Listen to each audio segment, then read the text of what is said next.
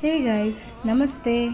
ఇక్కడ నేను permanent hair smoothening ఎలా చేయాలనేది స్టెప్ బై స్టెప్ చూపిస్తున్నాను.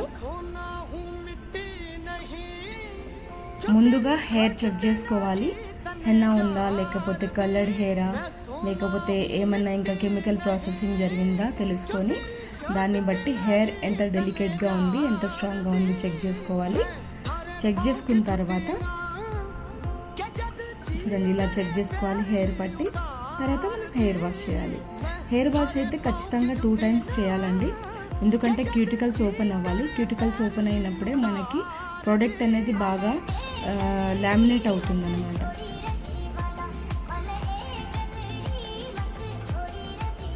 ఇక్కడ నేను టవల్తో ఫస్ట్ డ్రై చేస్తున్నాను. ఎందుకంటే వాటర్ ఎక్కువ ఉన్నప్పుడు మనం బ్లో డ్రై చేయలేము. టవల్ హాఫ్ అండ్ హాఫ్ పీల్చుకున్న తర్వాతనే మనం బ్లో డ్రై చేయగలం.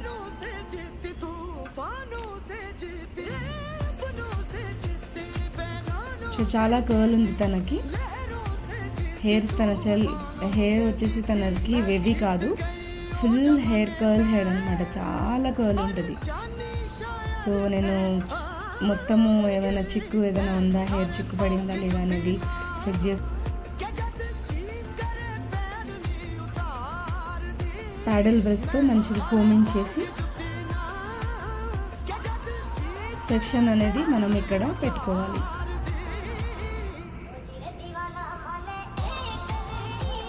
తర్వాత చూడండి, ఐకాన్ ఐరన్ మెషిన్, నేను ఇక్కడ నా దగ్గర ఐకాన్ ఐరన్ మెషిన్ ఉంది. ఇది ప్రొఫెషనల్ అనమాట. మనము మంచి బ్రాండే యూజ్ చేయాలండి ఇక్కడ. సో కోమ్స్ మనకు ఇవి అవసరం పడతాయి అన్నమాట. అయితే ఇక్కడ నేను లారియల్ స్మూత్నింగ్ తీసుకోవాలి, ఎక్కువగా తీసుకోకూడదండి.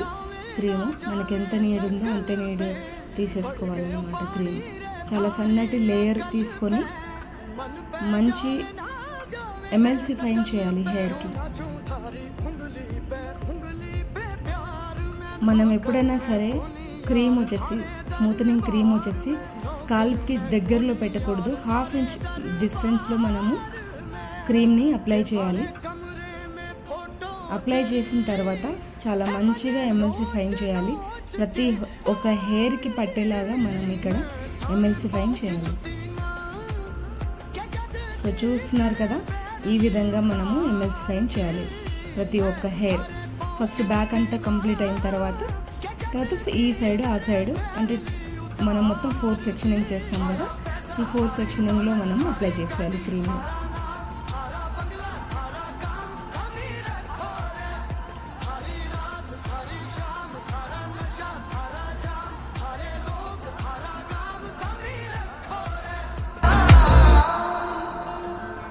ठोकरें खा खा पता चला फिदा जिस पे होते थे एक सांप हमारा यार था हम सांप के साथ सोते थे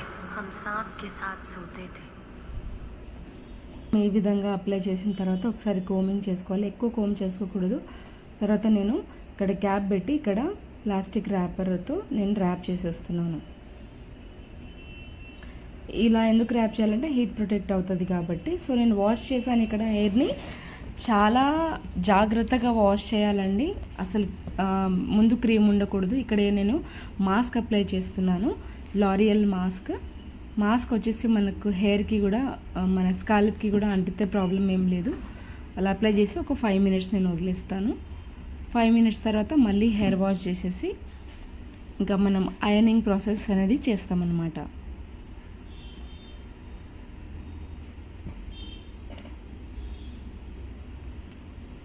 సో బ్లో డ్రై వచ్చేసి స్ట్రెయిట్ బ్లో డ్రై చేయాలండి. హెయిర్ అటు ఇటు తిప్పకూడదు. అది కూడా ప్యాడల్ కోమ్తోనే మనము బ్లో డ్రై చేయాలి. బ్లో డ్రై చేసిన తర్వాత నాకు ఇక్కడ హెల్పింగ్కి ఎవరు లేరు కాబట్టి నేను స్వయంగా నేనే చేస్తున్నాను కాబట్టి నాకు 3.5 hours టైం పట్టింది.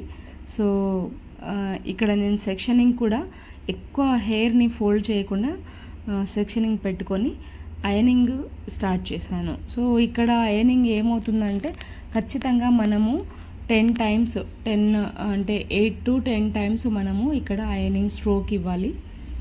ఎక్కడ కూడా ఐరనింగ్ చేసేటప్పుడు హోల్డ్ అవ్వకుండా స్ట్రైట్గా మనం చేయాలి ఇక్కడ ఐరనింగ్. కాబట్టి చెవి కస్టమర్ని మన క్లయింట్ని ఇక్కడ మనము చెవి పట్టుకోమని చెప్పి ఐరనింగ్ స్టార్ట్ చేసామన్నమాట.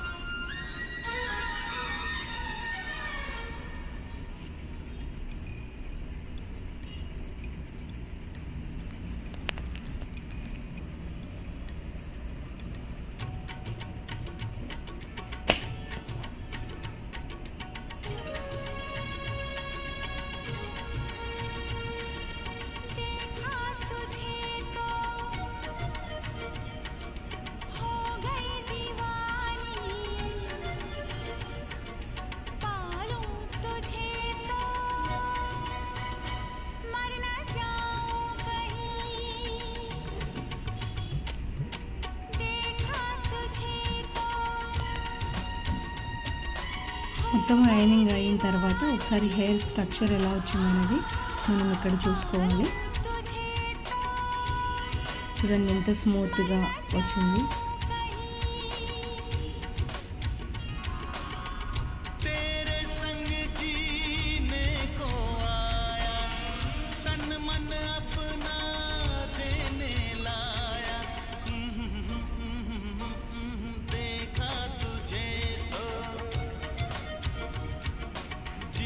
ఎంత క్లియర్గా ఎంత స్మూత్గా వచ్చిందో చూడండి.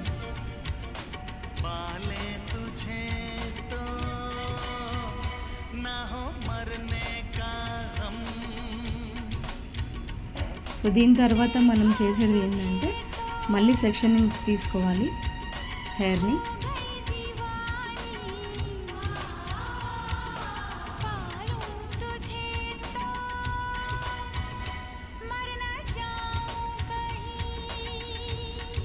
మళ్ళీ సెక్షనింగ్ తీసుకొని ఎక్కువ ఫోల్డింగ్ చేయకుండా సైడ్కి పిన్స్ అలా పెట్టేసి న్యూట్రిలైజర్ ఇక్కడ నేను అప్లై చేస్తాను. అది ఎలా చేస్తున్నాను అనేది చూడండి.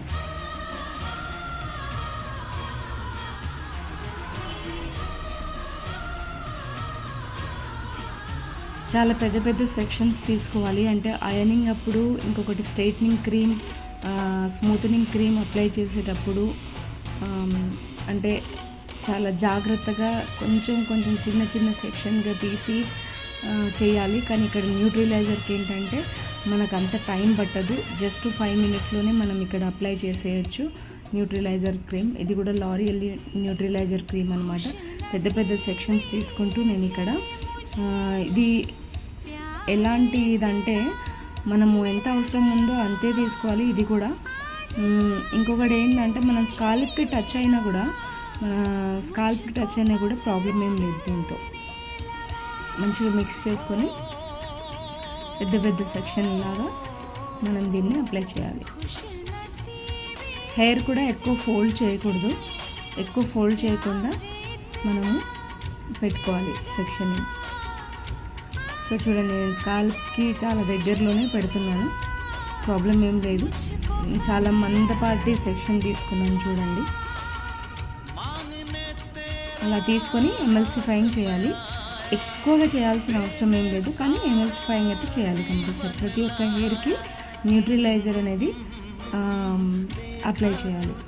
న్యూట్రిలైజర్ వల్ల ఏమవుతుందంటే హెయిర్ ఏదైతే మనం ఇప్పుడు దాకా ఐరనింగ్ చేసినామో అది బాగా హీట్ కదా, దానివల్ల ఏంటంటే డ్యామేజ్ అయ్యే అవకాశం ఉంటుంది. కాబట్టి ఈ న్యూట్రిలైజర్ ఏంటంటే ఆ హీట్ని ప్రొటెక్ట్ చేసి హెయిర్ని డ్యామేజ్ కాకుండా చూస్తుంది. కాబట్టి న్యూట్రిలైజర్ కంపల్సరీ మనము అప్లై చేయాలి. న్యూట్రిలైజర్ అప్లై చేసిన తర్వాత ఒక 10 minutes అలా వదిలేయాలి. ఒకవేళ బాగా ఇప్పుడు గ్లోబల్ కలర్స్ అని హెయిర్ హైలైటింగ్స్ అని చేయించుకుంటారు కదా, వాళ్ళకి హెయిర్ ఆల్రెడీ బర్న్ అయి ఉంటుంది కాబట్టి వాళ్ళకి 10 minutes పెట్టాల్సిన అవసరం లేదు న్యూట్రిలైజరు. వాళ్ళకి ఓన్లీ 5 minutes 5 to 6, 7 మినిట్స్ వరకు పెట్టొచ్చు. తినది ఏంటంటే హెన్నా హెయిర్ కాబట్టి పెద్ద బర్నింగ్ అలాంటిది ఏం లేదు, కలర్డ్ హెయిర్ కూడా కాదు కాబట్టి తినకి నేను 10 మినిట్స్ న్యూట్రిలైజర్ పెట్టాను. న్యూట్రిలైజర్ పెట్టిన తర్వాత మంచిగా